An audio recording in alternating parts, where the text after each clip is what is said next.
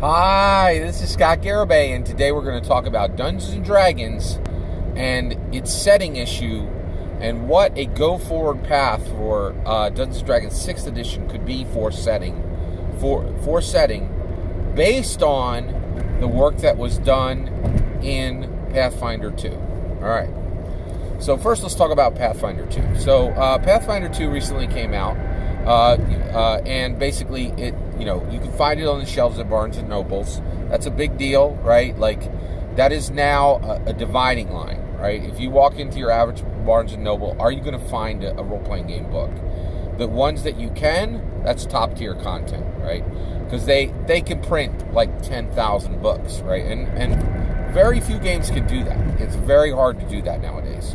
Right now, the only ones I know that are really doing it are Dungeons & Dragons can easily be found in Barnes & Nobles. Pathfinder can be easily found in Barnes & Nobles, Pathfinder 2. And Zweihander. I've been seeing Zweihander in Barnes & Nobles. Everything else, catch and catch can, right? Maybe it's there, maybe it's not, right? So, Pathfinder 2 is truly an incredible swing for the market. It's struggling. Pathfinder 2 did not find a market quickly. It has not been flying off the shelves, right?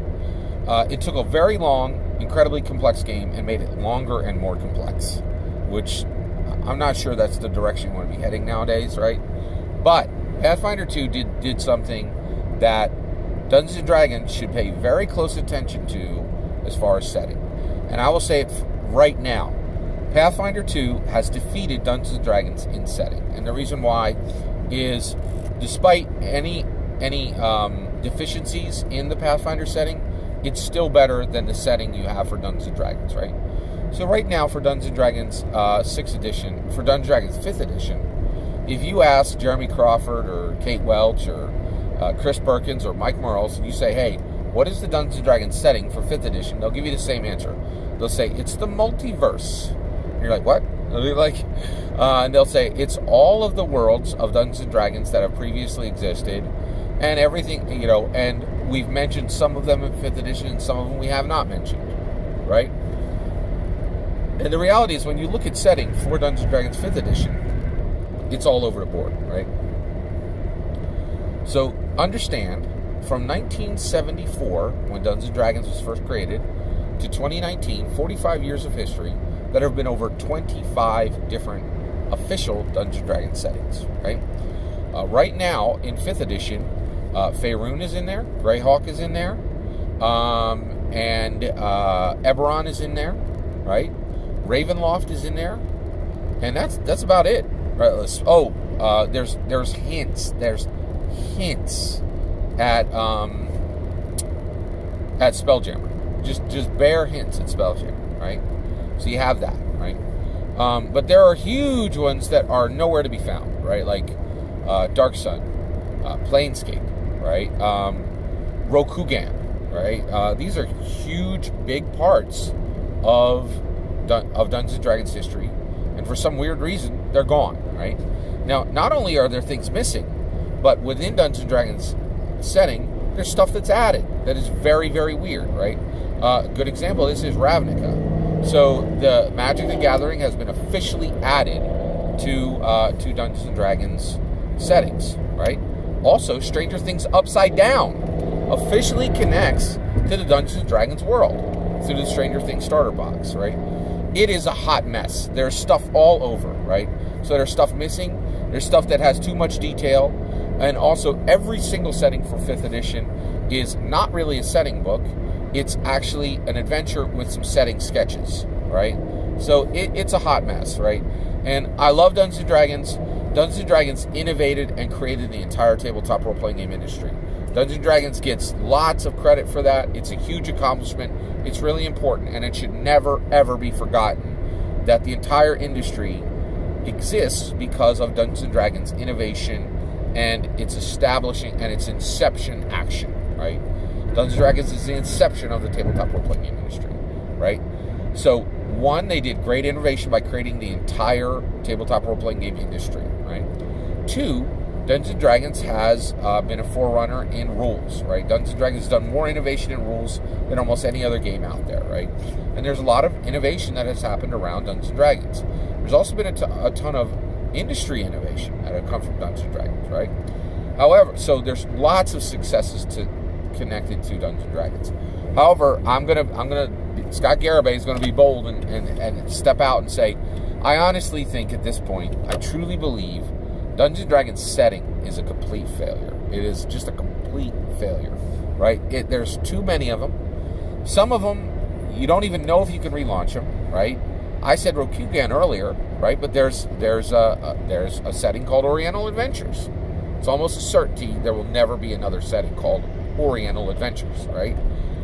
Can you do a setting that has Asian themes? Maybe if you hired Asian designers to bring it in and carefully, handheld that through the process and slowly brought it in, maybe that would work out great, right?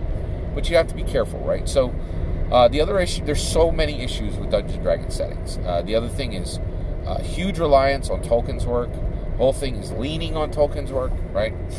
So what is the best way to do this, right? Well, the answer to how to handle the setting problem sits right there in Pathfinder 2. So we just talked about all the weird problems that are connected to Dungeons & Dragons settings, right? Unevenness, confusion, just a world of problems, right? But when you go to Pathfinder 2 and you say, hey, what is the setting for this? They have a very clear answer. They're like Glorantha. Glorantha is our setting. One setting, right? Period. And they're like, we got our own deities. We have a highly detailed world. We have heritages, right? Not races, heritages, right?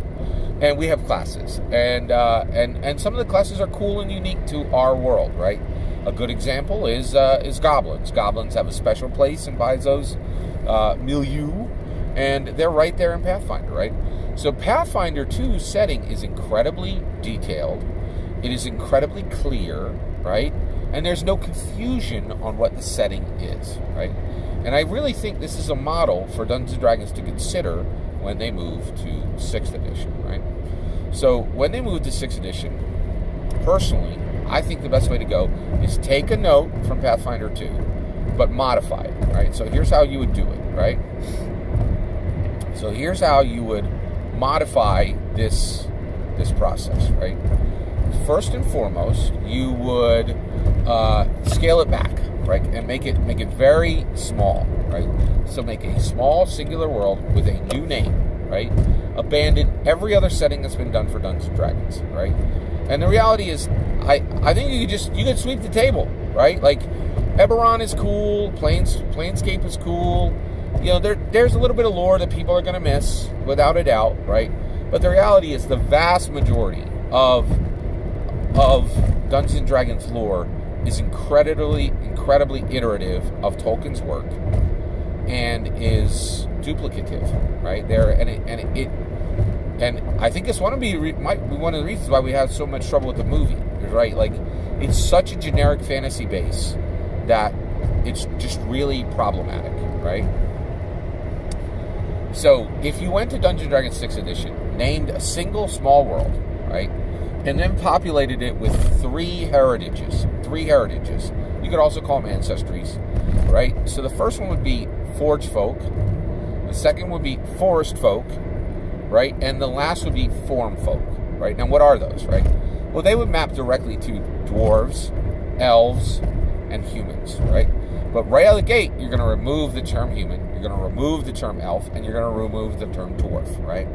And you're going to free these ideas from having to rigidly adhere to these races, formerly called races, and you have the idea to allow these heritages to have some flexibility and have some uniqueness, and to begin to build a world that truly is Dungeons & Dragons, right? And honestly, I really think that they should go this way. Have a modern start, right? Have a fresh start. Have a clear start, right? Because the reality is, I really don't think there's ever been a single successful Dungeons & Dragons setting, right? And I think a lot of people would point to Faerun. Faerun's incredibly detailed, but virtually nothing in it is innovative. right? It's a huge copy. It's Tolkien with the serial numbers filed off. And frankly, Greyhawk's exactly the same, right? Planescape was really epic and really cool, right? But it is incredibly dated, right? And I'm not sure it's a good idea to resurrect any of the settings, right? Just start fresh, start from scratch, do it the way Pathfinder does it. Have a super clear, super streamlined, super simple setting, and start with your Forge folk, start with your Forest folk, and start with your Form folk, right? Put everybody on equal footing, all the heritages on equal footing, right? Your Form folk are going to have spice of humans. Your forest folk are going to have spice of elves, but they don't have to be elves exactly. And because it's not elves, you can put things onto that will allow it to be free and innovative and original, right?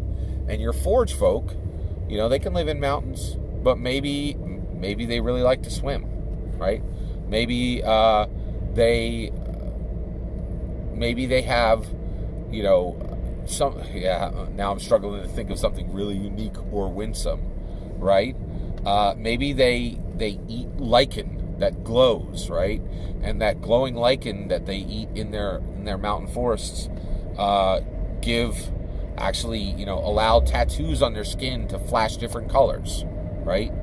But because they are forge folk and not dwarves, you can go in a different direction. They don't all have to have beards, right?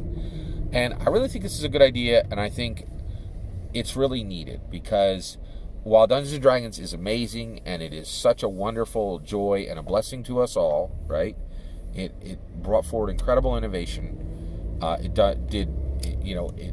incepted the entire industry. Its setting has never landed soundly, in my opinion.